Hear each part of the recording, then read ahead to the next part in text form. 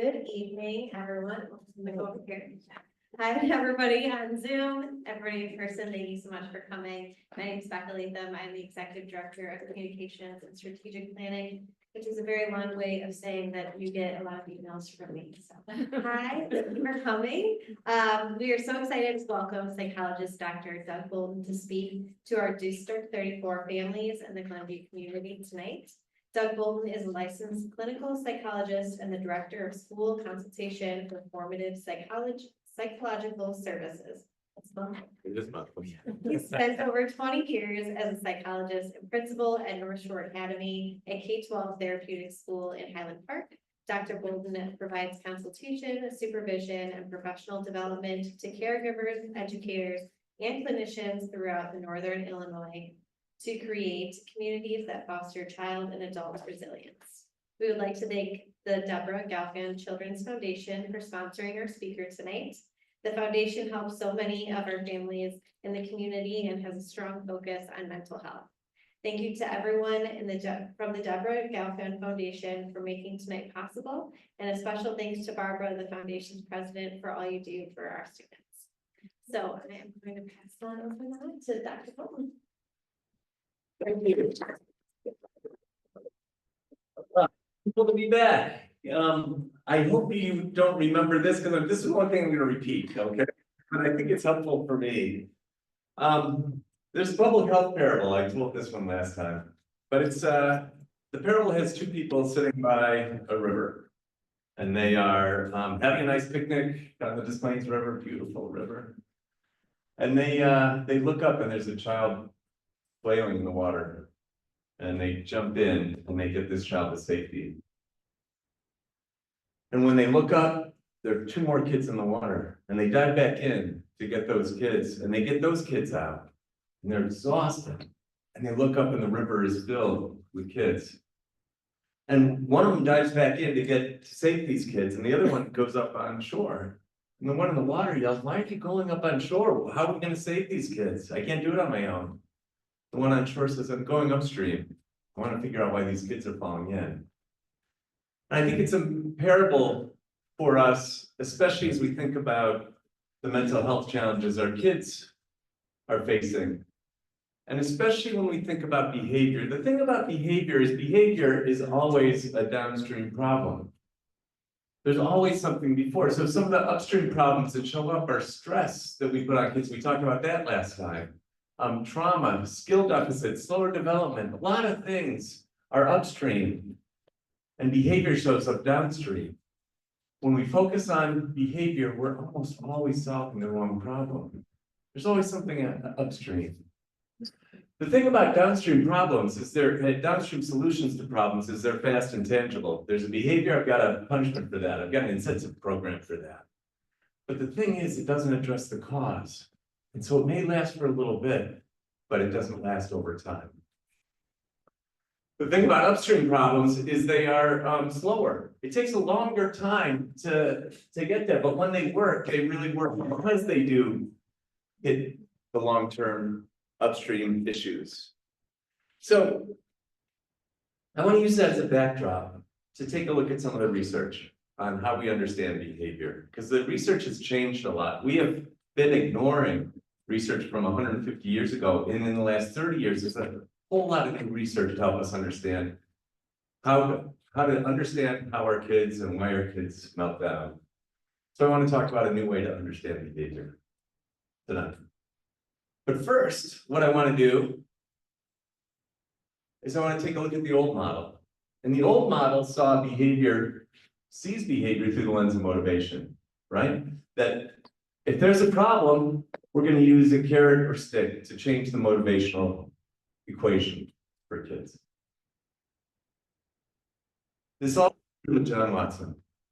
And I think that he was a psychologist from the 1950s to 1920, wrote a book in 1928. He's the father of behaviorism. And I want you to take a look at this. He wrote a book, and the title of the second chapter of his book was titled "The Dangers of Too Much Mother Love." Go figure. He wrote, "When you're tempted to pet your child, remember that a mother's love is a dangerous instrument. which may inflict a never-healing wound, a wound which may make infancy unhappy, adolescence a nightmare, an instrument which may wreck your adult son or daughter's vocational future and chances for marital happiness. No pressure. We don't wanna.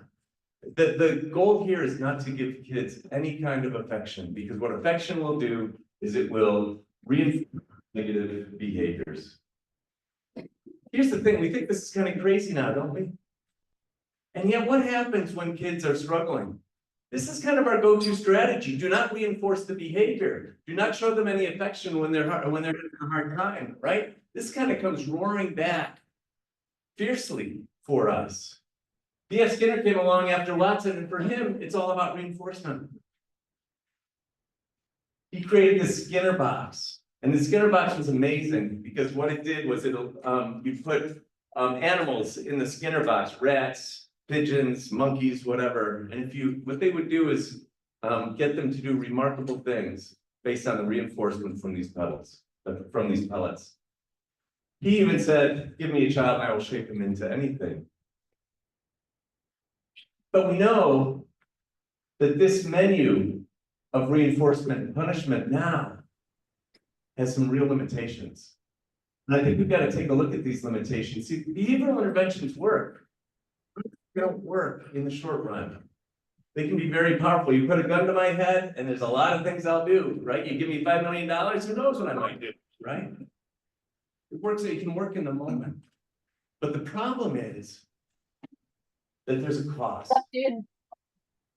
How's hockey? The most often comes at is often counterintuitive, because what it does is it shuts our brains down. And this is what we want to be thinking about as kids are struggling, is we want to figure out how do we open their brains up so they can learn. Kind of looks like this, right?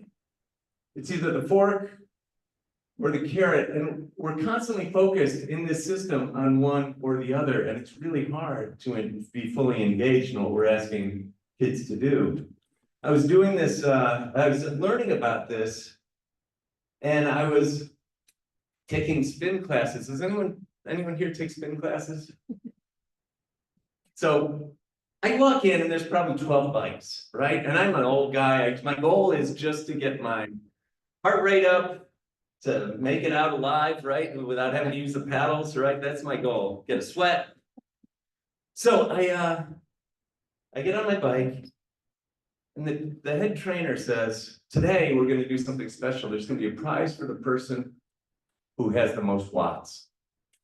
And the watts are a calculation of whose works the hardest. Whoever pedals the hardest will get this prize. And I look around, I think, I may be old, but I think I can take these people, right?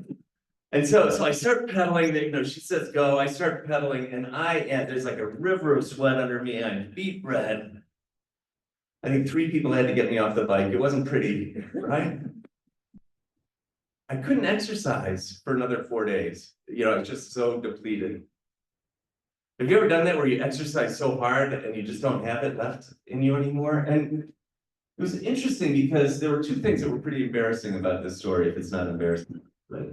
The first is, I didn't win. I came in 8 out of 12. It wasn't pretty, right? I'm not the athlete that I thought I was. But then the other thing was, you know what the prize was? It was a sports bra. It didn't even matter what it was, but it totally disrupted what I was there for, which is to get my heart rate up. All I could focus on was this shiny prize, right? And I think this happens a lot. One of the reasons why I think in history, this is it's fascinating, the timing of Henry Ford's assembly line matched almost perfectly with the behaviorism theory of Watson. Because it works when we don't ask people to think. It works when we don't ask people to work with one another. Incentives can work in the short term, and they work on assembly lines. But punishments rely on fear and shame, don't they? That's how they work.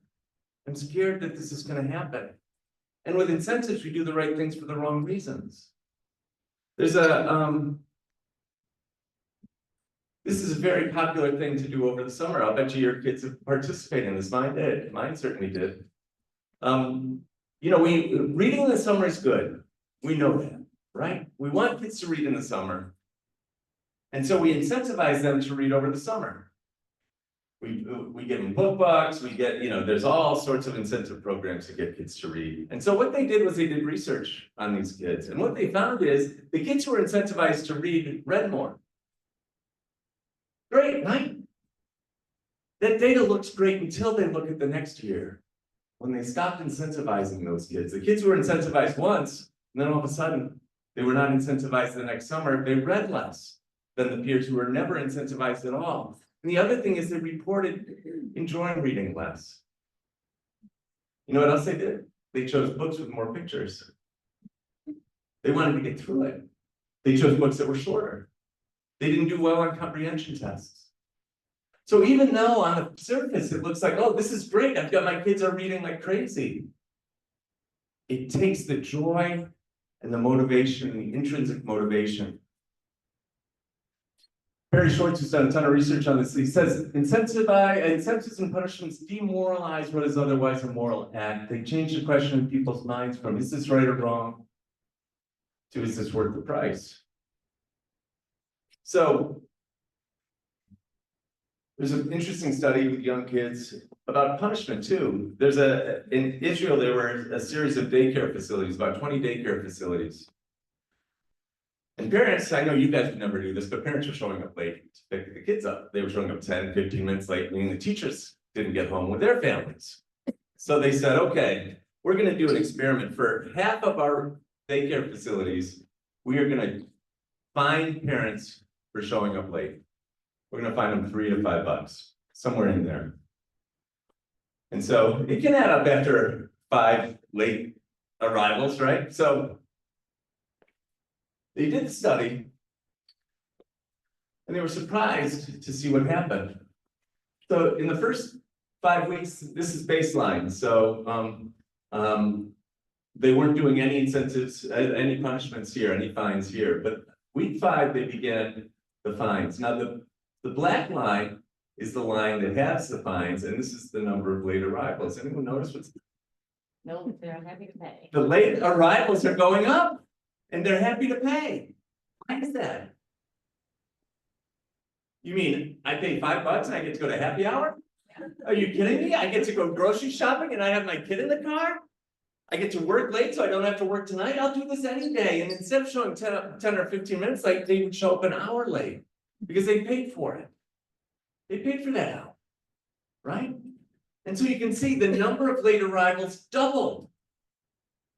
But take a look, they discontinued it at week 17. And this is what happens, is once we make something transactional, it's really hard to get it back, right? Once we say it's worth $3 for you to show up on time, it's really hard to then say, no, I'm doing this. It's not that big a deal for my teacher. It's only $3 for them, instead of saying, oh, I care about this person who cares about my kid. I should get back sooner. See, what happens is incentives and punishments focus us on our self-interest. It says, what's going to happen to me? And what's going to happen now? Whereas what we want, I think, most of the time we want to focus on what's best for our community, what's best for our family. Even Skinner said, a person who's been punished is not less inclined to behave in a given way. At best, he learns how to avoid punishment. Is that true for us? As adults, we wouldn't do that. You're saying, yes, it's true for us. You know, I mean, this is the old time, right? But look, you know, as divided as our country is, we are all in cahoots with one another. Sure that nobody gets stopped by police, right? We do this. They do this. When there's a punishment, we try to avoid it instead of trying to figure out what can we do differently. Or as Monkey Little Eva says, when I'm in the naughty corner, I don't spend my time thinking about what I've done wrong. I plan on how to do it the next time without getting caught. So, this is my son Matthew. This is his graduation day, 2019, from Evanston Township High School. Looks like a happy day, right? I really wasn't sure if we would make it to this day, to be honest with you. He really struggled in school. He was one of these kids where everything came easy to him until it didn't. So he was, it's not an exaggeration to say that I literally could smell something was wrong when he was in 8th grade. I was sleeping and at 3 in the morning, I wake up and I could smell burning in the house. And I wake up and I run downstairs into the kitchen and there he is in the kitchen at 3 in the morning, pulling his first of many all-nighters, pulling paper out of the oven, trying to make it brown so it looks historical, right? He was doing a project. He never told us about it. He had 3 weeks to do the project and he started it at 10 o'clock the night before. School suddenly became hard for him when he had to plan, when he had to do work on his own and more independently. He goes to college, he goes to high school, and he'd feel ashamed if he didn't get his work done, so he'd skip class. Or he'd scribble it down quickly and walk in late to class. What happens in high schools and in a lot of middle schools, most middle schools actually, what happens when you show up late or don't show up to class? You get a detention, right? I mean, I don't know this school, it doesn't have detention at high school, right? So detentions have to work. Everybody uses them, right? So I'll cut to the chase. It didn't work for Matthew. But how many detentions, if you were his teacher or the dean, how many detentions would you give before you realized, oh, this isn't working? Let me ask you this, if you're a parent, how many times did you ground your child? How many times did you take their phone away? How many times did you do whatever? Before you realize, oh, this isn't working, because it didn't work for Matthew. How many times did you go for it? 3? 20. 20?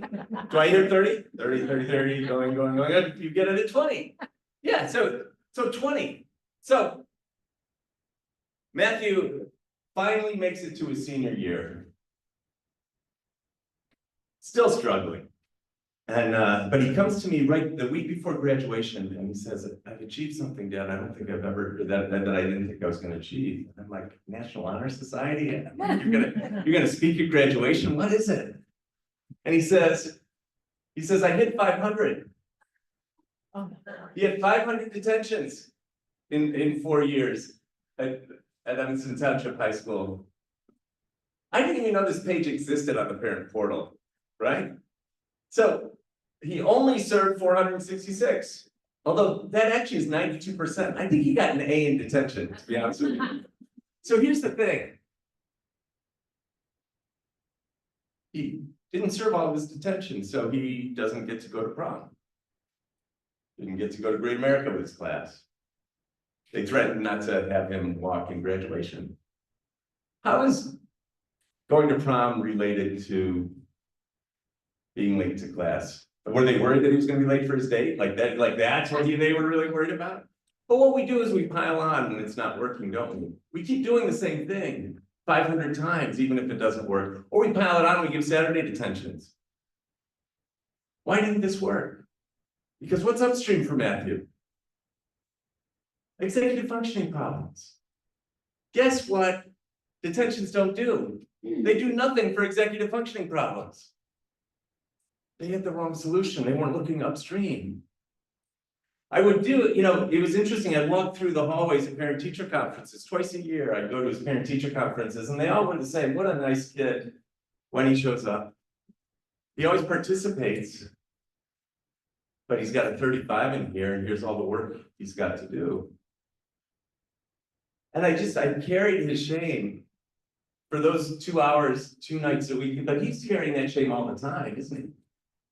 I was walking through the halls and a teacher poked her head out of the door and she said, are you Matthew's dad? And I said, yes. She says, I love Matthew.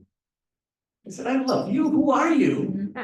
And she says, I'm his detention supervisor. He is the nicest kid. I see him every day. And then there it is. There's another clue. She said, I hope it's okay. I bring a little extra lunch for him because he often forgets his own. First of all, I'm so glad he had her, right? And there's another clue about what's really upstream for him, which is hard to organize his life in the way that we expect juniors and seniors to organize lives these days. The good news is he was recognized by his peers at graduation. Most likely voted by his peers. So here's the thing. In 2011, 3.5 million students were suspended. More than double 1975. Isn't that number, isn't it supposed to go down if it works, not up? What's the worst punishment we have in society? That's gotta work, right? If it's the worst punishment, we use it a lot. Any idea? Prison. Prison's gotta work, right? We incarcerate more people than anybody, so prison has to work. Take a look at this. I had to check this time and time again. There's a 76.6% 5-year recidivism rate following release from state prisons. These are people who've experienced prison. 76.6% reoffend. Incarceration and crime is downstream. You know what's upstream for a lot of these people? 97% of people who are incarcerated have experienced significant trauma. There's a lot of things upstream: poverty, trauma, all sorts of things. So the research in the last 30 years has been very, very clear. Let me put my glasses on so I can read it. Careful consideration. This was from the 1990s, so we've known this for 35 years, haven't we? Careful consideration of reward effects reported in 128 experiences lead to the conclusion that tangible rewards tend to have a substantially negative effect on intrinsic motivation. When institutions, families, schools, businesses, and athletic teams, for example, focus on the short term and opt for controlling people's behavior, they do considerable long-term damage. So it's interesting, this work started with animal research, right? Think of this, Bronson Wall was like the preeminent primate researcher. And here's what he says, neuroscience is breaking open the black box to look inside the brain, offering accounts of how animals solve problems that rely less and less on theories of the past. Behaviorism is dying a slow death, lifting its head only now and then to feebly try putting a brake on these developments. This is an animal researcher who's saying this is not how animals learn. What I want to say is it's not all or nothing. There are times if we need a short-term solution, incentives and punishments can work. But it doesn't lead to long-term behavior change because it's not addressing what's upstream. We've got to understand if and when we use these, the limitations and the impact. But if you notice how behaviorism is insidiously a part of all of these things: parenting, education, our work, our human resources, economics, animal research. You know, they've done all sorts of research on incentives at work. What they find is incentives that London School of Economics will tell you in their 55 studies that incentives at work incentives for sales and things like that undermine productivity. And yet we still use those, don't we? So my hope is that we can begin marrying the science with our practice as parents and as educators, that that's our work. And so I want to look upstream. And when we think about behavior in kids, I want to think about it tonight through the lens of emotional regulation. So think of the last time I had some conversations. For some of us, this wasn't that long ago, right? Think about the last time you lost your temper. What did you look like? What did you sound like? What dumb thing did you say or do? Does anyone else say dumb and hurtful things when they're angry? Oh, I see a nod there. Thank you. I'm not alone, right? I had one of these moments with my son, Matthew, just last night, because he still drives me a little bit nuts sometimes, and I drive him a little nuts sometimes too. So the question then becomes, why is it we're good people? We're smart people. Why is it that we do things that are hurtful and can seem so dumb? So the answer lies in a guy named Phineas Gage. Phineas Gage was not a scientist. He was not a doctor. He actually worked on the railroad outside of Cavendish, Vermont. And his job, this is the 1850s, and his job, you know, they had to, Vermont's hilly, and they had to blow holes in the side of the mountains. So his job was to go and drill holes, put explosive in the hole, tamp it down, step back, light it, blow a hole in the side of the mountain, and then they lay more trap. Well, he had a very bad day one day. When he was tamping it down, it must have sparked. The spark must have caught the explosive, and this tamping rod went straight up underneath his chin and out the top of his head and landed 80 feet away. Now, Gage was stunned and bleeding, and he had brain matter all over this tamping rod. But he was able to stand up, and they put him on a carriage. They brought him into town. See what? It went through, the rod went straight through the very front part of his brain. But he still had his language. He could still walk. He still had a little sense of humor. When the doctor finally came, he says, "Doctor, here's some business for you. You got a long night ahead of you," right? The thing was, he made almost a complete physical recovery. He lost his eye, but he looked the same. And his physical body was the same. He was a foreman before, but all of a sudden he couldn't keep a job. His friends described him as fitful, irreverent, and indulging at times in the grossest profanity, capricious and vacillating, and being radically changed so decidedly that his friends and acquaintances said he was no longer Gage. He wasn't the same guy to talk to. It's interesting. When I am melting down, when I am dysregulated, there are times when I engage in the grossest profanity.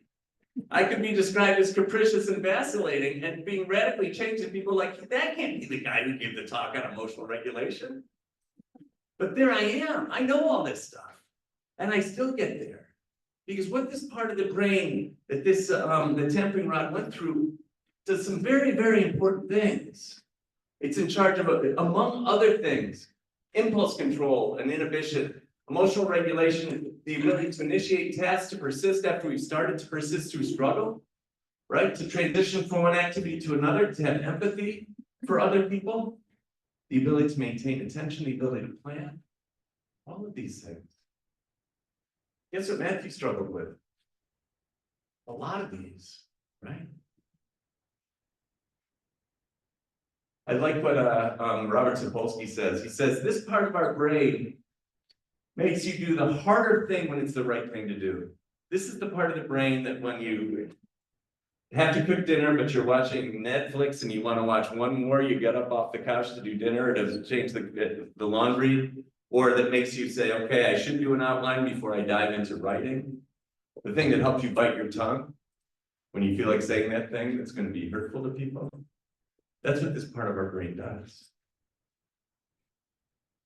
And so what we know is that behavior problems are about brain development. Because one of the things we talked about last time was how this part of our brain just grows differently, and for some people it develops slower. And for those kids where that develops slower, life is really hard. Matthew was one of those kids where his prefrontal cortex developed slower. Life was really hard for him. My daughter, her prefrontal cortex, I think, was fully developed in the womb. Right? Like she was ready to go, with the APGAR scores, get that right. Like it was amazing how everything came much easier to her just because that part of her brain developed sooner. But when we see it as motivation instead of development, we can make some really shaming choices for kids. And I think we do that with kids in school, we do that with kids at home. They experience it themselves because they can't understand, why is this harder for me? So there's a myth that we are primarily rational beings. We are rational, and that's one of our wonderful qualities, but we are survival beings at heart. That's also why we've been able to survive all of these generations, right? So a little brain science, I won't do too much of this, but I think it's important to understand how the brain works, because how the brain works impacts how our kids show up, and also how we show up in these hard moments. So there's three parts of the brain: the cortex, the limbic system, and the brainstem. It's way more complicated than this. This is really more of a metaphor, but I find it a really helpful metaphor, and a lot of scientists say this is a good metaphor, so I'll use it today. So the cortex, they each have different things. The cortex This outer shell is our thinking and rational part of our brain. It's the part we use when we're making our best decisions, when we are engaging in all of those things we just talked about, when we're able to plan and we're able to be thoughtful with other people. This limbic system is our system that says approach or avoid. Am I safe or I'm not safe? It's constantly determining, am I safe here or am I not safe? And if it says I'm not safe, then it triggers the brainstem. And what the brainstem does is it triggers our stress response to get us to safety, right? So the limbic system is really the part of our brain that says it's our alarm system. Something doesn't feel right, fight or flee, right? So what happens when we're stressed is it pushes us into the lower parts of our brain. Our limbic system says something's wrong here and pushes us to fight or flee. Does that make sense? So when we go there, we lose some very, very important things. I think I talked about this last time, but it's not a bad review. What are the things we lose? When we're melting down, think about when you're melting down. Under stress, we're not as good at listening. We're not as good at being creative or flexible or having empathy. Ever notice when you're really stressed, it's hard to remember things? That's why eyewitness testimony is so unreliable. It's because we don't encode things in that part of our brain. Language. Have you ever been so upset that you couldn't find the words? Or you're so upset that, like me, that you might use 4-letter words, right? Our language gets very primitive. We yell. And then inhibition. It's harder for us to inhibit those things that we know we shouldn't do. So, what do we ask kids to do when they're stressed? We ask them to listen to me. We say you need to be creative, you need to figure out another problem, you need to figure out another way to do this. You need to be flexible, the world doesn't rotate around you. You need to have empathy. You need to take perspective of other people, right? Tell me what happened. They don't tell us what happened the same way we remember it. And so they're lying or they're avoiding, right? Tell me what happened. And they yell or scream or they shut down. Stop doing that. Guess what? They can't do that because they don't have access to that part of their brain. And when I'm melting down, neither do I. And when you're melting down, neither do you. I've been married for a long time, and never once have I said, hey, let me listen to you, right? In an argument. I've never said, hey, let's come up with a different solution. No, I'm impulsive. I become directive. What happens is there's this cascading of things that happen for us. Or I flee. I do all these things. So under stress, our breathing rate increases. Why is this not working? There we go. Our breathing rate increases. Our blood flow goes to our skeletal muscles. All of this prepares us to fight or flee. Our bodies are engaged actively. Our heart rate increases to get those muscles flowing. Blood sugar levels increase. Why would that be? Because blood sugar gives us energy, and we need energy, right? Our pupils dilate. Why? So we can see danger. So all of these things are happening. Our intestinal muscles relax. Why would that be? That doesn't seem so helpful when you're in a crisis, right? Our bodies shut down the parts of our body, or the organs in our body that use up the most energy. Our brain is only 2% of our body mass, but takes up 20% of our energy.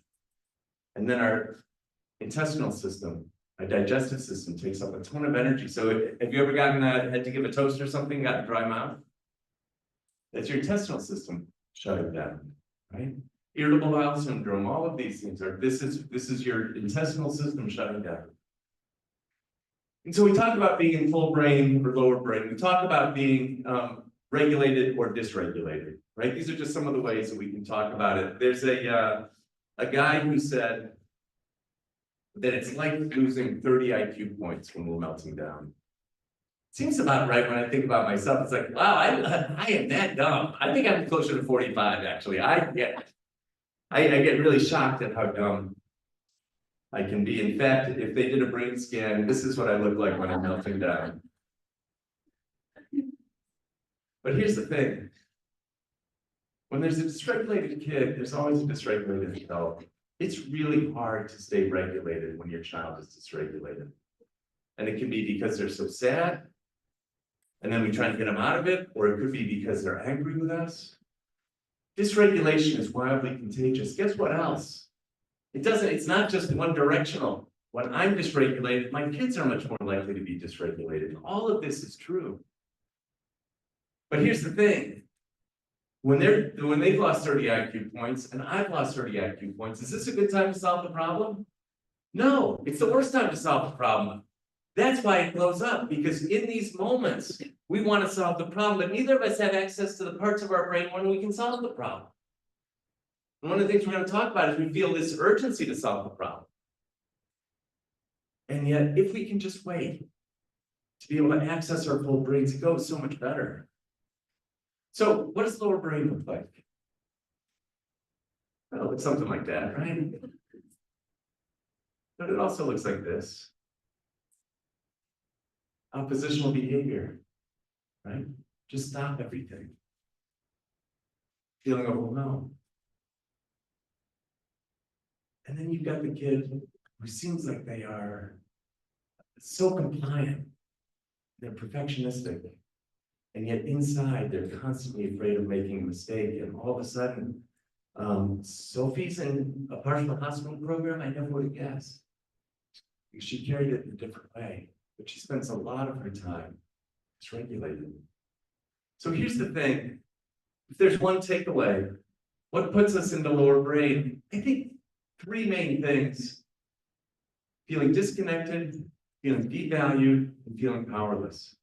When we think about the last time you melted down, my guess is it's one or more of those. And then there's basic needs, right? Anybody here get hungry? Thank you, yeah. I am terrible late at night with my kids. I'm grumpy when it's late as I get tired. I think my kids, I'm a very different parent at 9 a.m. than I am at 9 p.m. My kids never saw me at 9 a.m. They got no idea what a great dad I was. Right? Like, it just kills me. They always got me at my worst. And so these things, I think this is like the holy trinity, feeling disconnected, devalued, and powerless. And so when our kids are melting down, my guess is they're experiencing one of these things. When we're melting down, my guess is we're feeling one of these things. And in fact, when we ask our kid or tell our kid to stop doing that or do something differently and they don't, guess what that is? Feeling devalued. Guess what that is? Feeling powerless. It's also feeling devalued. I'm your parent. You gotta respect me. Right? So what does regulation look like? Well, here's the sweet spot for regulation. Kind of a good, it's dark, it's warm, you can pee and poop, and there's no diaper rash, right? No diapers, you don't have to eat the pureed vegetables, you hear the parents' voices, you hear mom's heartbeat, right? The soothing sounds of that. Oh, sorry, I keep walking out of, No, you're good. But then when they're born, what do? All we do is we try and regulate them. All we do is soothe them, isn't it? For several months. That's our work. There are times when they get stressed. And then what do? Focus is just to soothe. And we got to checklist. Do you remember this checklist? If you got, for me, it was a while ago, but it's like, what are their basic needs? Are they hungry? Do they need to be changed? Do they need, do they need to take a nap? Do we put them in a bouncy chair, right? And then there's relationship. When those things don't work, there's generally one person or a couple people in their lives that you just put them in their arms. Often it's the mom, grandmom in our case. Dad was a distant third in being able to quiet our kids. I tried, right? But there's some people that their limbic system says, oh, I'm safe again, right? And then rhythm. Have you ever noticed how much rhythm we have with kids? Walking is a rhythm. You'll see parents doing this rhythmically. They'll put them in bouncy chairs. We've got gliders. What do you think that's about? It's interesting. One of the theory is that anything that soothes us, music, right? Anything that soothes us from a rhythmic perspective falls within the cadence of a parent's heartbeat. It's like we're going back to that place where we were most regulated. So here's the thing. This is what we do. Kids get upset, we soothe them. That's what we think. How do we soothe them? But then they get to be 2. And now all of a sudden they've got terrible 2s. Now all of a sudden they've got to go to the corner. Why do we stop soothing? It's kind of an interesting thing. When I'm upset, being put in the corner does not help me. It's helpful for me to be soothed. Sometimes through food, sometimes through space, whatever that may be. Our work is still to soothe, isn't it? And the Holy Grail is then, how do we teach them to soothe themselves? How do we teach them to quiet that nervous system? The bad news is we often respond to dysregulation with punishment. And what punishment does is punishment in and of itself is further dysregulating. Have you ever punished your child and then they blow up even worse? Why is that? Because punishment, they've got no control over it, so they're powerless. It's often disconnecting and devaluing. We don't want you here at dinner. Leave and go to the timeout space. We're disconnecting, we're devaluing, and they've got no control over it. And then they melt down bigger and we wonder why, right? Or we overprotect them. I'm not saying, this is not a talk to say never let your kid experience stress. We talked about that last time. Stress is essential. We don't want to overprotect them to make them avoidant, right? This is kind of the 2 polar places we go. But the thing is, instead of those things, we can, when we see it as regulation, we can begin to teach regulation. Regulation is a skill that can be taught. This is something I think District 34 uses, the zones of regulation. There's lots of different ways to do this. I really like this. It's a way of helping kids. There's a lot of different methods for this. Like, what zone are you in? Are you in the blue zone? Are you in the green zone? Are you in the yellow zone? Or are you in the red zone? And then help kids have strategies for each of those, right? A very simple strategy that we often miss is just taking the time to stop and breathe. The interesting thing is when we focus on our breathing and we can breathe in a controlled way, we improve sleep, we improve digestion. It has an immediate impact on your heart. It decreases the stress hormones in your brains immediately. There are very few things that will act that quickly to reduce that feeling of stress, like breathing. But here's the thing. Relationships are really one of the most regulating things that we've got. They're one of our greatest tools.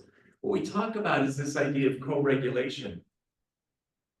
And when we think about co-regulation, what we're saying is my nervous system tells your nervous system that you're safe. What happens when you've got a child who's dysregulated and then I become dysregulated, all of a sudden those nervous systems will just work each other right up, right? Have you ever been like on a plane and there's turbulence? I will look up and I'll take a look and I'll see the flight attendant and they are calm as can be reading a newspaper, and that soothes me, right? I don't even have to have a conversation, but I'm like, oh, they're regulated, I'm regulated. But if the pilot came out and said, I've never had turbulence like this, what's gonna happen? What's gonna happen? Right? What would happen to my nervous system? It'd be wildly out of control. And the same thing happens for us. When our kids are dysregulated and then we become dysregulated, we get into this terrible cycle. When we are co-regulated, we can quiet that. And sometimes, a lot of times, it's not the words. We want to tell kids, stop doing this. We want to give them reason in these moments. Does that help you when you're really upset? No, because you're not able to process those in the same way. A lot of times, it's just our presence. This is all kids experience when we do that. And so the work is just to allow our bodies to be quiet. There's a lot of nonverbals that are talking to their nervous system saying, oh, this is okay. Being present is what we want to do, be present and be regulated ourselves.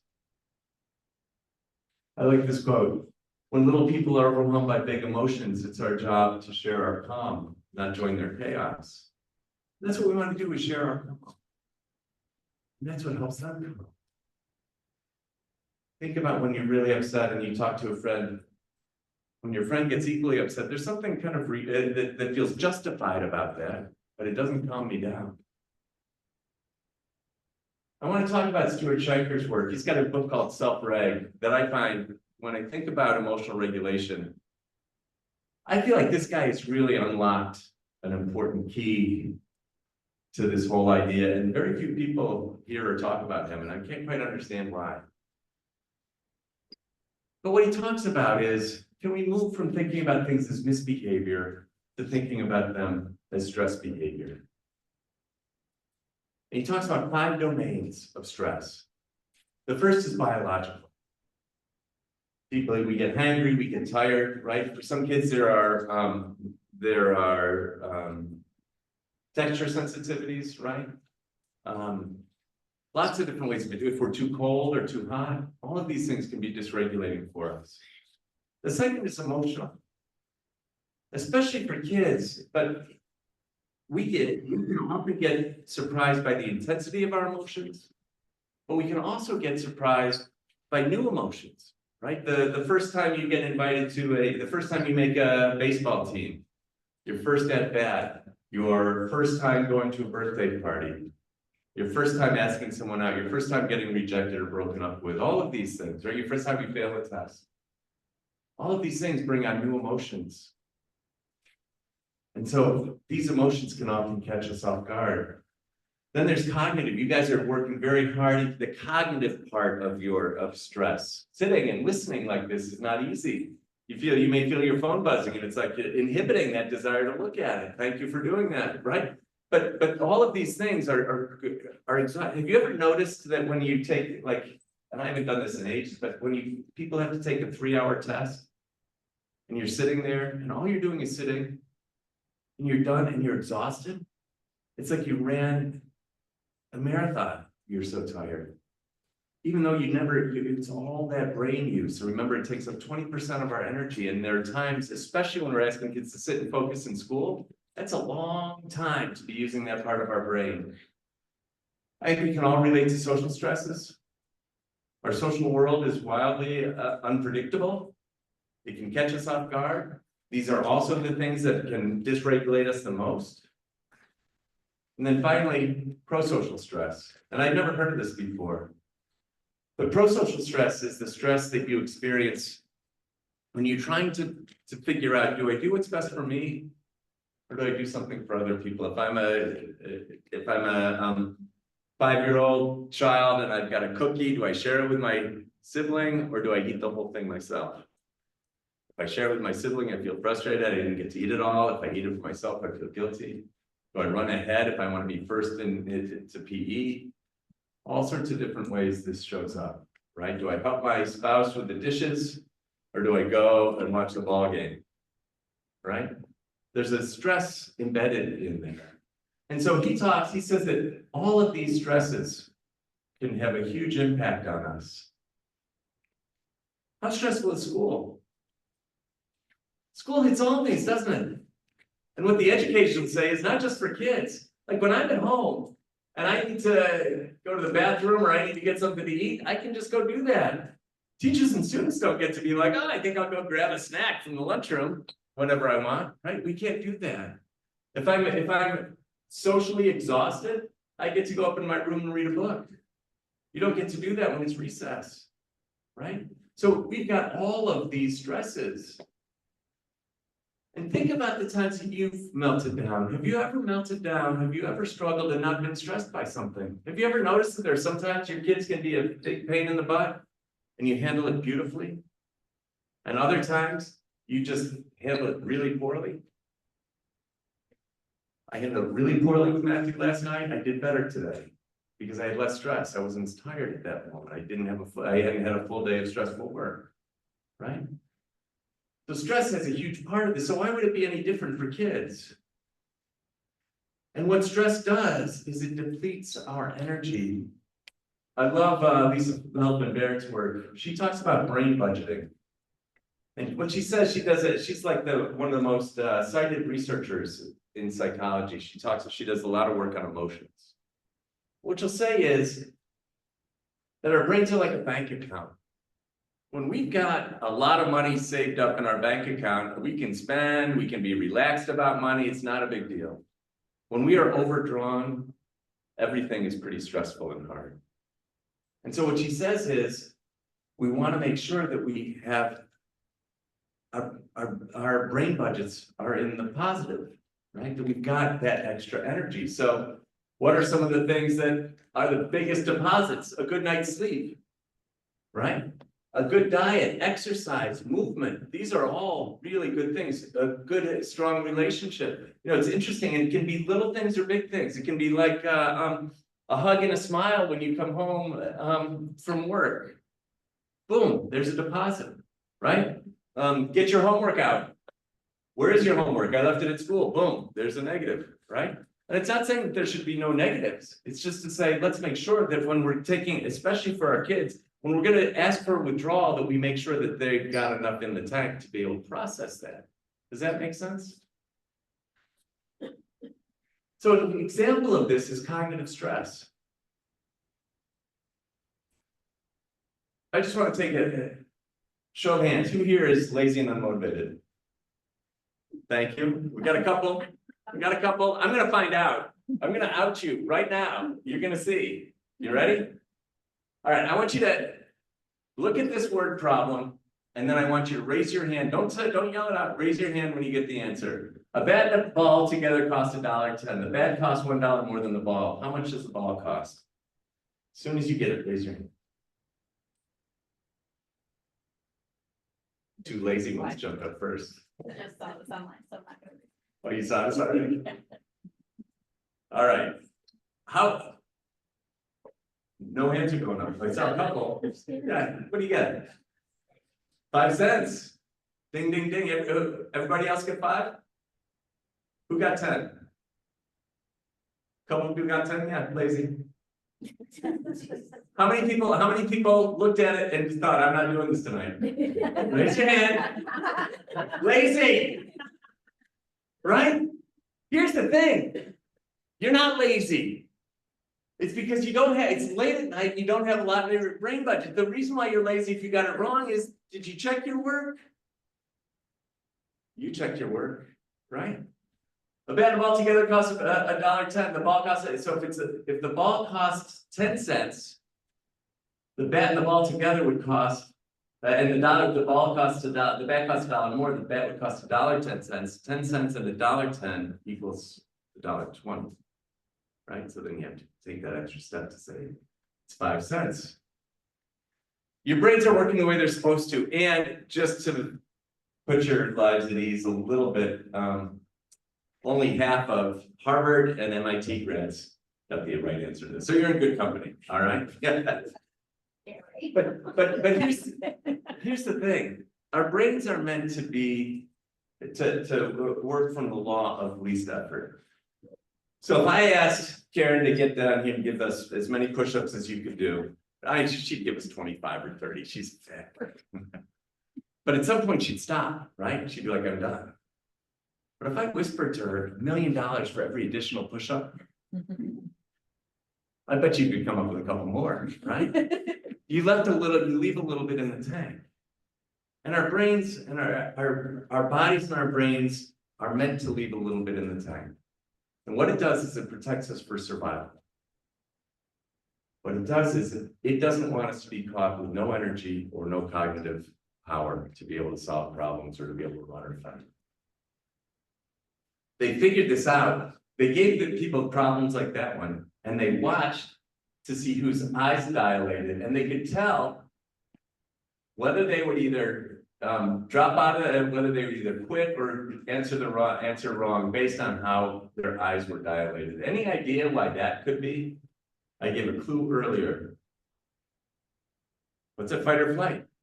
Because what eyes dilating means that it's triggered our stress response, right? So all of a sudden, people are working on this problem, and then their stress response kicks in because what their brain is telling them is it's getting a little bit too close. There's not enough left in the tank, right? He taught Daniel Kahneman, who did this research. What he says is, you know, we do pretty well. We struggle with a task, we struggle with a task, we struggle with a task, right? But then all of a sudden, boom, we get to this place where we just can't do it anymore. You stop doing the push-up, you decide you're not going to answer the problem, right? So we get to this place, boom. One of the places, he calls this the intolerable peak, or the limbic brake, our limbic system putting the brakes on things. It shows up for me, like if I've had a long day of work I'm doing my email at 7:30 at night, and have you ever gotten to a point where like, I can't do another email?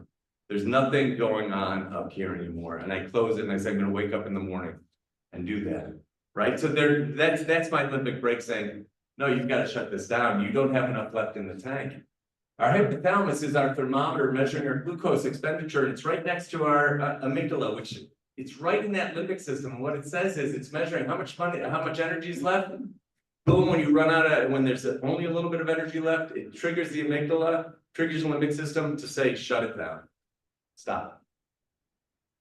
It's interesting. It's a little bit like the gas light on in our cars, right? It doesn't go off right when we run out of gas, does it? Because it wouldn't be that helpful.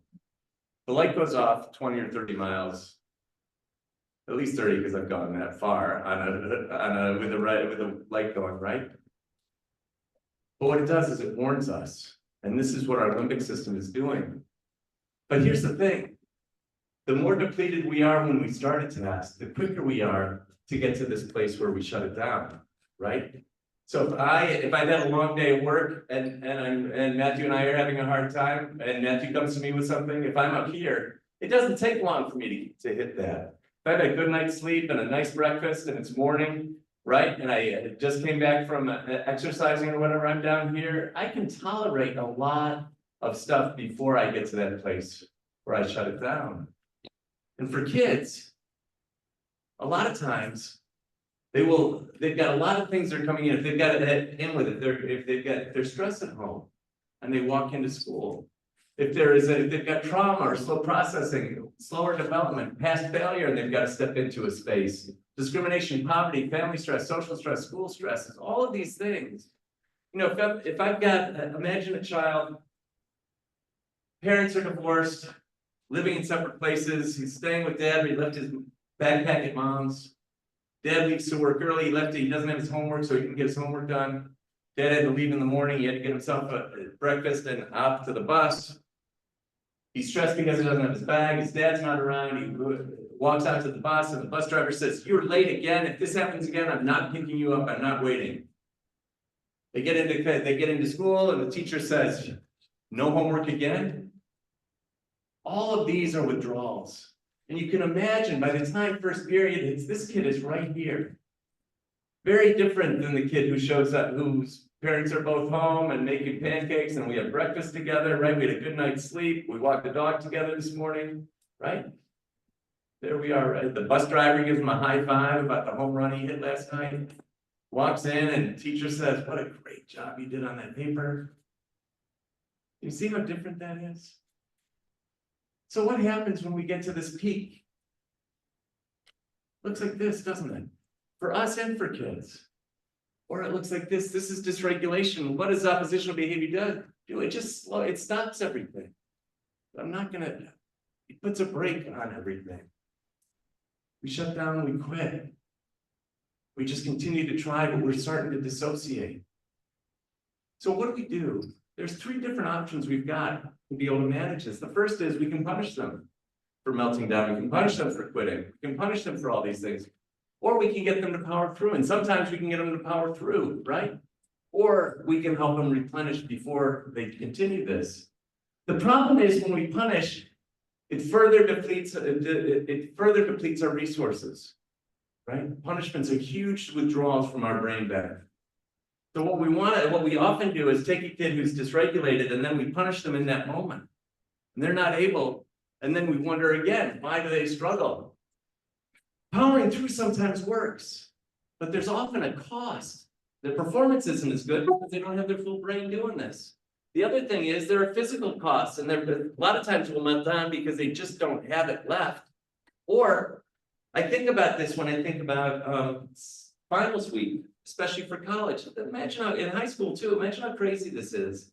Let's put the highest stakes things all together in the same week, sometimes the same day, and ask people to perform at their best. Have you ever done something like finals weeks and then gotten home and all of a sudden you get sick through all of break? It's because our immune system is constantly triggered from our stress response, and then it's depleted and we've got nothing left. So there are costs to this. Or the other thing we see is there are a significantly higher number of admissions to mental health institutions during finals week. We melt down. Or we can restore, right? And so how do we restore? What he talks about is, here's how we can develop self-regulation. Can we give them a break at that moment? Limbic, we gotta reframe it. Is it limbic breaking or laziness? Right? They're saying, I'm not gonna do this, I'm not gonna do this. Why are they saying they're not gonna do it? My guess is their limbic break is turning on. Is it misbehavior or stress behavior? And then let's figure out what's causing the stress. I wonder what's depleting them. And then can we reduce it? Right? How can we help them reduce that stress? And then what we want to do is we want to help them develop a self-awareness. So can we reflect when we're kind of done with this moment? Can we reflect? I wonder what was going on and how we can keep this from happening next time. I had to learn that the hard way. It's like, oh, I was irritable coming home from work every day because I was having to cook dinner and I was hungry. And I'd get really irritable with my family until I realized, oh, if I had a snack on the way home, I'm going to show up and if I take the dog for a walk before I do anything to restore, I'm going to be better. And I showed up better, but I had to be aware of it and get in front of it and then restore. Can we get to before, as we begin to see their pattern, can we catch them before they hit their peak and help them restore then and not have the meltdown happen? And they all start with an R because he's a psychologist, right? So it's reframe, recognize, reduce, reflect, restore. I can't remember all these. I'm glad I've got them on the, but I think the themes are there, right? When we see it through the lens of stress, we can show up differently. So let's take a look at some strategies. What does this mean for us? So if we look upstream, the first is we need to regulate ourselves first. If we want to be able to support our kids in their regulation, we need to be regulated ourselves because we lose these things, right? And let me say one thing about dysregulation is a lot of people will say, well, I'm not a yeller or a screamer, so I never get dysregulated. I would work with the teachers who would be like, yeah, I'm not dysregulated, but that I don't care what's going on in that kid's life outside of here, and they're not coming back into my class until they do X, Y, and Z. What's that showing? They don't have empathy. They're generally really empathetic and flexible. But in this moment, they've lost empathy and flexibility. This is some of the ways that you see it show up. Even if they're not yelling or screaming, they can look very reasonable, right? The thing that I want to say is there's no shame in dysregulation. There's no shame in theirs or ours. We're dysregulated all the time. You guys are dysregulated sitting in uncomfortable chairs at night listening to me talk. There's a certain amount of dysregulation that's happening for each of you right now. But the problems occur when we deny our dysregulation. Here's just a couple of studies that I think are fascinating. Parole boards. They took a look at 1,400 parole hearings. What they found, they wanted to see who got parole and who didn't. So they looked at all sorts of things, how violent the offense was, whether they showed remorse, how long they were in prison, whether their families showed up and supported them. There was one thing that determined whether someone got parole or not. It's the time of day of the hearing. People who got the first parole hearing, 40% of them got parole. If you had the 11:30 in the morning parole hearing, 0 of them got parole. Isn't that interesting? Any ideas why that might be? Hungry and tired, we've been sitting here, we lose empathy, right? We just want to get to the, we want to get, we lose flexibility. And all of a sudden, we don't listen as well. These people want to they don't want to miscarry justice based on their hunger. And yet this is what's happening. They, seminary students, you think that these are some pretty regulated people, right? So they did a little research with them. They had them prepare a sermon on the Good Samaritan. And so my dad was a minister. I'm going to butcher this, but essentially, the Good Samaritan is a parable about there's a man on the side of the street, naked and bleeding and clearly hurting. And the religious elders kept a wide berth.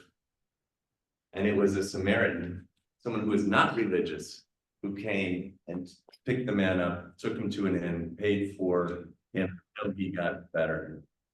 And so one of the themes of the parable is how important it is that the religious elders are in touch with and service the pain of their people around them, right? So they gave these people a sermon. They said, here's where you've got to give the sermon. And what they did was when the Good Samaritan when the seminarian got to this place, the chapel, the researcher said, you're at the wrong place. You're supposed to be at the chapel across campus, and you're going to be late. Anybody else get a little bit nutty when they're late?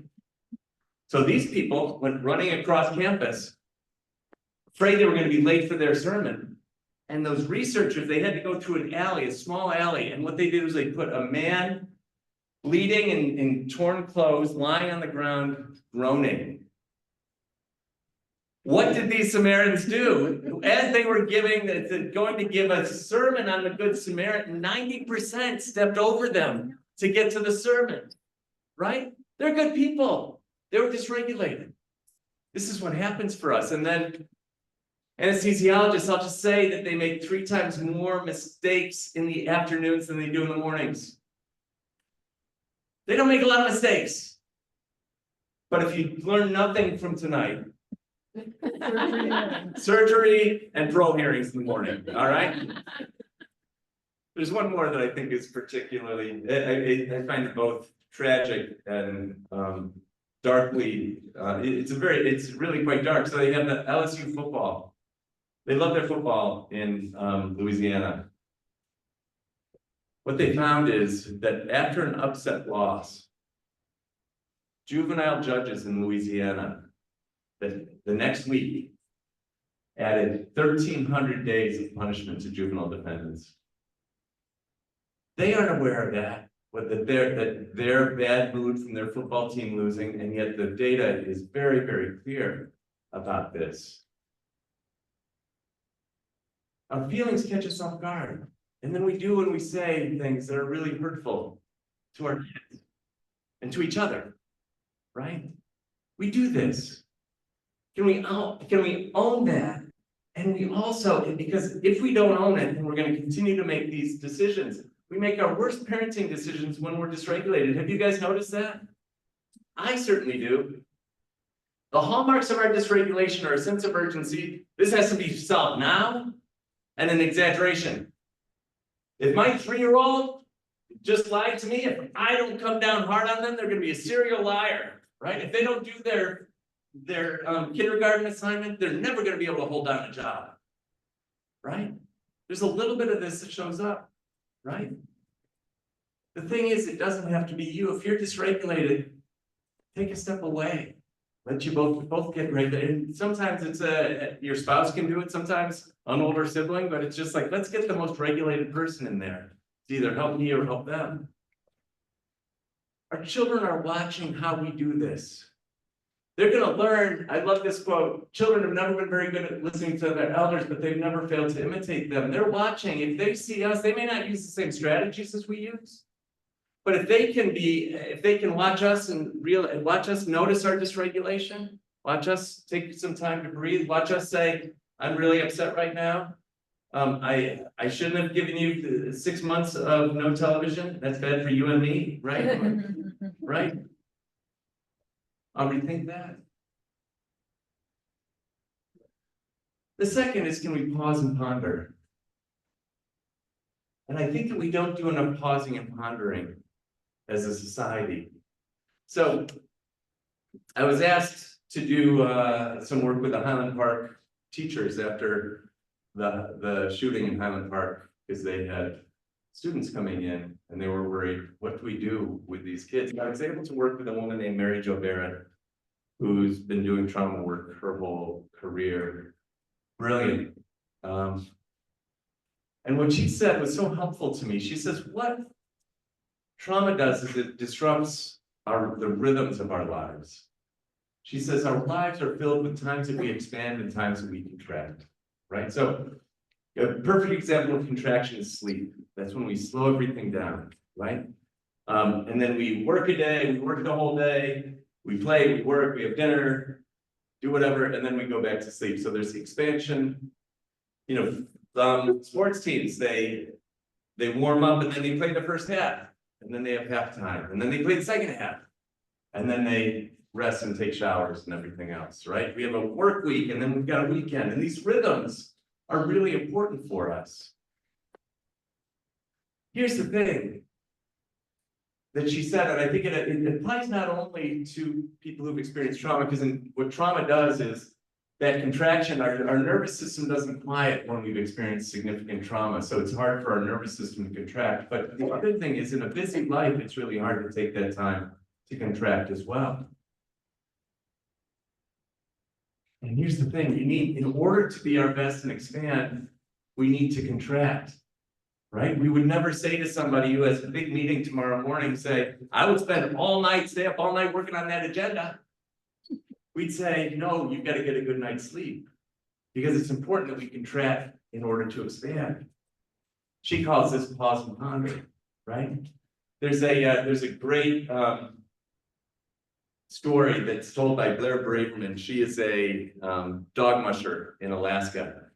And she says, when I harness up my dogs, they would run 30 miles flat out. They would just go all out, and then they would just collapse and they'd be no good after that. She said, that'd be great if our races were 25 miles long, but our races are 500 miles long. Our races are 1,000 miles long. She said, so what we do is we run for 4 hours. And it doesn't matter how we're running, we stop and we rest and we eat, we get warm. And then we run for another 4 hours, and then we rest for another 2. She says, we can run forever that way. Because what it does is it honors the rhythm. And when we have a rhythm, that's what sustains us. That's what helps us be resilient. These breaks are essential. Take a look at it. These are adult brains. Adult brains with no break. Take a look. So the red is stress. The blue and green is less stress. You start off okay, but after one meeting to the next, take a look at what happens to our brains. And then all of a sudden, it's harder for us to show up when we don't get a break. At the bottom, with a 10-minute break in between, with a little mindfulness exercise they threw in there, look at it, all the brains stayed regulated. We can run forever this way. But we need to create that rhythm.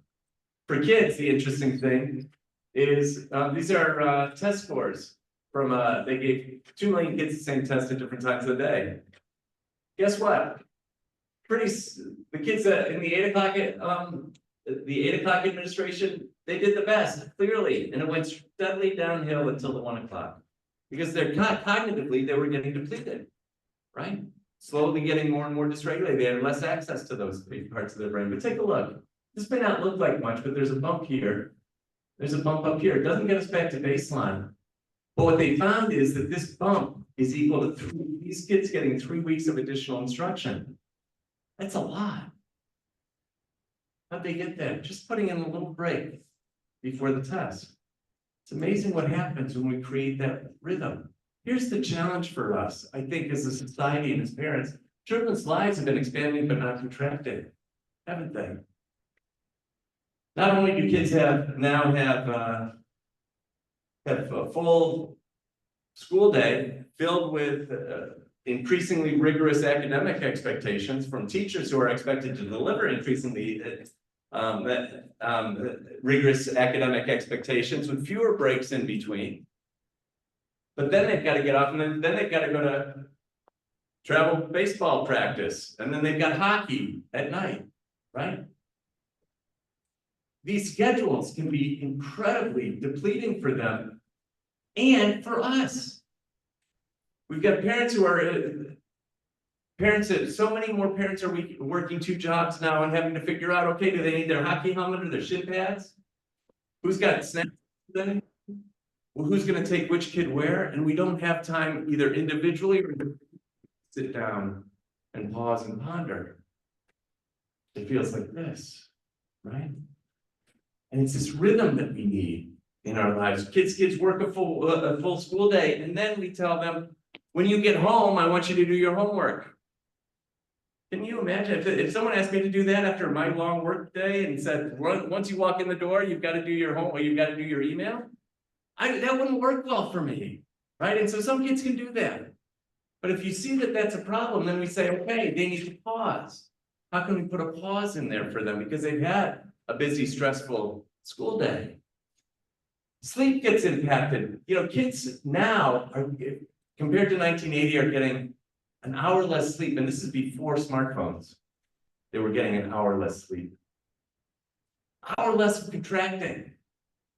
A sleepy sixth grader will perform in class like a fourth grader. A loss of 1 hour of sleep is equivalent to the loss of 2 years of cognitive maturation and development. That's not lasting, but in that moment, right? 1 hour less of sleep, kids have more symptoms of ADHD, obesity, spikes, behavior problems, academics go down, social skills struggle. All of these things are impacted by 1 hour of sleep. And as a community, as a society, kids are getting an hour. Do we wonder what's upstream? I think sleep's upstream. One of the upstream solutions. We need to understand that challenging behaviors are simply signs of dysregulation. Can we put our heads around that? And then I love what our Dean of Students, Mike Lyons, he came to me one day and he said, he was talking about a teacher and he said, this is what I told her. I loved it. Brilliant. He said, when I see a student who's struggling, I think about two things. He says, first, I think, what would I need if I was in their place? Would it be helpful for me if I'm in an argument with my wife, Kathy, and she says, you need to go into the garage and sit at the desk in the garage and fill out this processing sheet before I talk to you? I don't think that would go over so well with me. Why do I think it's going to go over well with a 7-year-old? Right? And then he says, I always try and figure out what I can put on the table instead of what I can take away. One of the things that happens when we're feeling out of control is we think, what can I take away so I can be more empowered, right? What can I take away? What can I take away? And instead he says, what can I put on the table? Do you want to go? Why don't you go play with Legos for a little bit? Why don't you go find the dog and play with the dog? And I'm going to go get something to eat and then we can figure this out together. Why don't you take a walk? The thing is that everything we do is a regulation strategy, isn't it? What we're putting on the table are regulation strategies, and then we know what works, and we can get in front of it.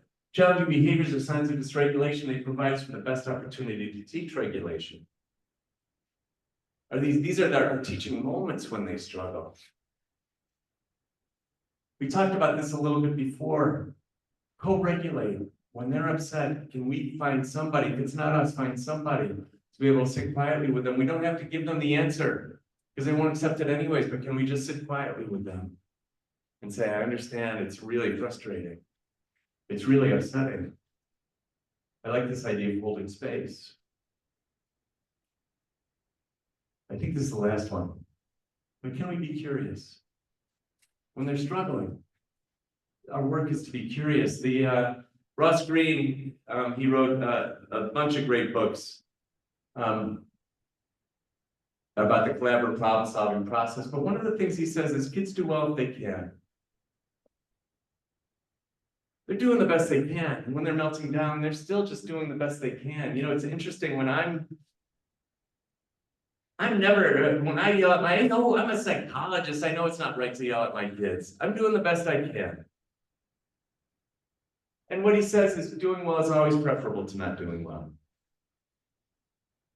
They want to do well. It's always better to show up better. It's always better to be calm. It's always better to be generous. It's always better to do all these things. And there are times when we can't do that. And what we want to do is we want to figure out what is the stress that's happening for them. Can we be curious about why is it stressful now? Is it a tough school day? This happens every afternoon, right? This happens every time after a hockey practice. This happens every time we get in the car with the kids, whatever it may be, right? When in doubt, let's just listen. Because there are always themes. Even if they're saying, you treat my sister better than me all the time. You love her more. Instead of saying, no, we love you both exactly the same amount, right? You might just say, feels like we're treating you unfairly, whatever that may be. And there's the theme. And then they feel seen and heard. There's a great story. There was a you know, they had circle time. There's a first grader who was always, he had a behavior problem, so he had a one-to-one assistant, and every time he'd go into circle time, you know, kids would be sitting back, he would stand on their fingers. You get kicked out of circle time pretty quick when you're standing on kids' fingers, right? So they kept kicking this kid out of circle time. And they were, and it's like, why is he doing that? And all the adults said, he's doing that just because he hates circle time, right? Then one of the teachers went up to him one day when everybody was calm and said, so why is it that you stand on kids' fingers? And he says, I hate circle time. So like, I said, yeah, but you really don't like math either. And you don't step on kids' fingers in math. Finally, he said, I don't know where to sit. Here's a kid with social skills problems. He's the last one in. He doesn't know where to sit. And I love what the teacher said. He said, what ideas do you have? What should we do about that? And he said, can I sit next to you? And so, sure enough, she saved a spot next to her. And guess what was upstream? Transition issues, social skills problems. Once they solved those, they came up with a solution together. No more stepping on fingers, right? I like this quote. The capacity for self-regulation is probably the single most important contributor to achievement, mental health, and social success. This is the core of so much. And what we want to honor is the fact that different kids develop it at different rates. Matthew developed it slower than Anna. You know, it's interesting. So I was scared to send Matthew off to college. Right? Is he going to blow off classes in college? Like, what's going to happen for him? So he goes off to college. And he started doing really well. I was really surprised and I was delighted. What I realized is his brain was just his ability to organize, he developed new skills, and it's just later to develop than the other kids in his high school. And so I get to his graduation and I'm looking at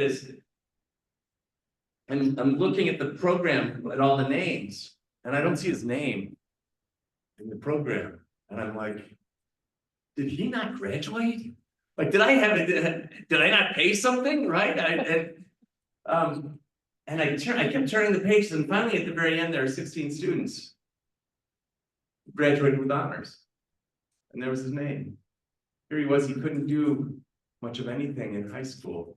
And yet it came together, and here he is on graduation day. It doesn't mean that we say when kids melt down that we do nothing. That's not what I'm saying. I'm saying we still are active, but we're active in a different way. Keep the tools you have. It doesn't help anybody if we don't have regulation strategies. It's not, when we don't have good planning and we feel like nothing, it's easy for everybody to get dysregulated. So keep your systems as they are, but add a few of these tools and see how they work, right? Regulate yourself first. See how that helps, right? Don't feel like you've got to solve it right away. See misbehavior as dysregulation. So instead of saying, I'm going to change the motivation to have them behave better, how can I help them regulate? Can I help them pause and ponder? Can I get the rhythms of our lives as a family? Can I co-regulate when they struggle, or get someone to co-regulate? And then can I be curious about what that stress is, what's underlying it, so we can solve the upstream problem? And then I think we're going to have more tools in our tool shop. And when kids are melting down, the one thing we really need are tools. And with two quotes. I like this. Parenting is like driving a car at night. You can only see as far as your headlights, but you can make the whole trip that way. Like every moment of dysregulation, it feels like, oh, nothing's going to change. But all of a sudden, as you keep intervening and engaging, all of a sudden they begin to grow. And you never imagine that you're going to get there. But it takes all of these little moments to help us get there. And then finally, almost everything will work again if you unplug it for a few minutes, including you. And then one shameless plug, I wrote a book that's coming out with Penguin. And it's coming out in March. And it has a lot about regulation, but it also talks more broadly about how do we support kids with mental health problems. So I would love, I'm sorry I've gone so long. Looks like it's right at 8:30, right? Oh my gosh. So I'll stay around for questions, but also if you have questions now, but I'll stay around for anybody who has questions as well. Feel free to leave because you got to get home and get your kids, but also I'll stick around for as long as people have. Thank you.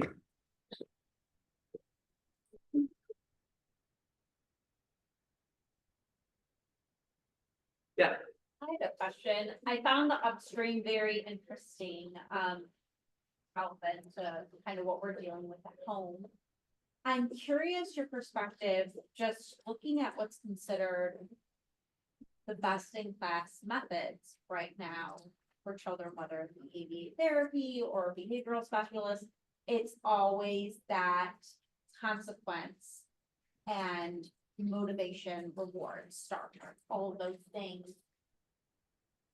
When is it all gonna kind of catch up to the latest research in your mind? It's a- Why are we still kind of? It's a really good question. And what I want to say is, the people who have ABA degrees, they're more sophisticated about this than most of us are. And there are kids who are, I think especially kids who aren't neurotypical. There are some of these treatments that are very successful with them, but for a lot of kids, they aren't. This is I would say, so is the question, when are we gonna catch up? Yeah, or- it's just, yeah. it seems like the functional side of things, as you're looking at the neurological. Yeah. Brain and executive functioning skills is a very different route than what current medicine will kind of push you to. Yeah, no, I think that that's a really good point. That's why the really good thing is that I've talked to a lot of educators and a lot of educators here at 34. And everybody, I keep coming back because I think that people are believers in this, right? And it's really hard when we are dysregulated to make changes, and it's hard to change systems, but I would say that District 34 is doing as good a job as any district I know doing this, by the way. And it's gonna take time for us to be able to embed this, because what happens is we can't just take something away without putting something in, and I think that we struggle to know what to put in, because we don't have those tools yet, and we gotta keep our toolboxes.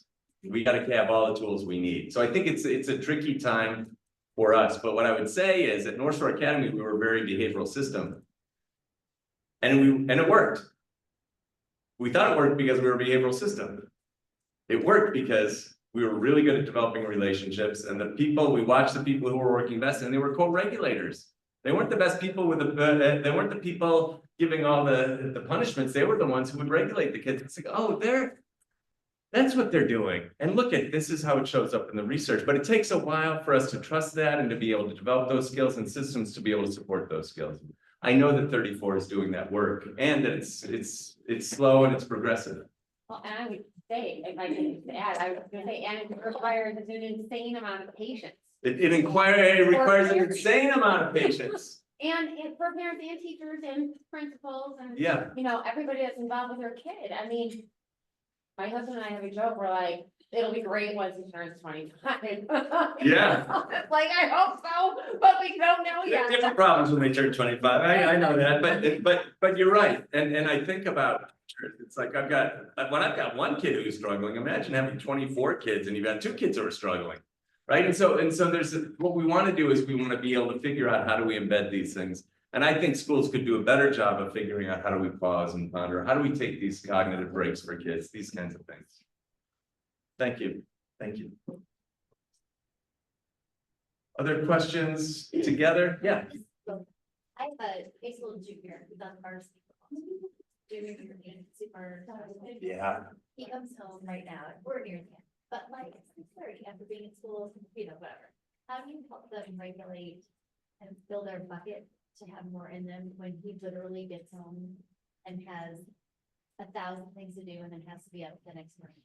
So football, yeah. Emphasize, you gotta do yourself in school, but also like, I get it, you need to, not So- spend 2 hours on TikTok before you do your stuff, because you're gonna be up something night. Right, there is, I think our high school, not only is he on the football team, Yeah. he's taking 3 AP classes, and I'm not sure if he has an AP class, he's going out to, he's gonna be the star of the school play, he's gonna be whatever, like, this is what we are expecting of our high schoolers. And so, What I would want to do is I want to model that. It's hard because everybody's in the same system, right? And everybody's expected to do too much. And so what I would do is I would try and figure out, how do I put as many deposits in his brain bag as possible? And a lot of those deposits aren't, you should be on TikTok, right? All of a sudden but can we be present with them when they're struggling? Can we be thoughtful for them and wait for a moment when they are ready to listen? Can we give them can we make sure they've got a good meal? And as a way of making it, because those little deposits can make a big difference. Other questions? Thank you all for staying. I'll stick around. My son Matthew's going to pick me up. He's going to be in the parking lot if you want to meet him. Thank you all. I so appreciate the time with all of you. Thank you. Thank you so much.